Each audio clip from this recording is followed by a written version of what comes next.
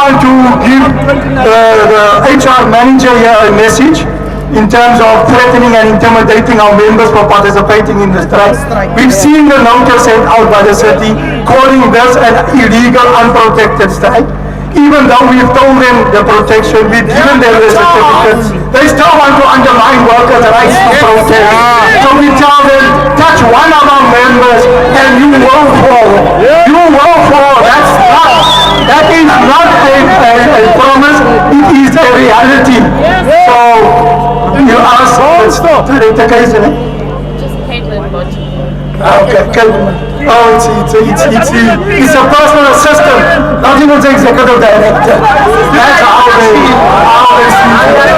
So that is the message this dear city is giving to you. You are not important enough to spend time on.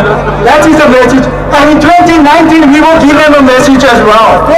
Thank you. So 天气差人，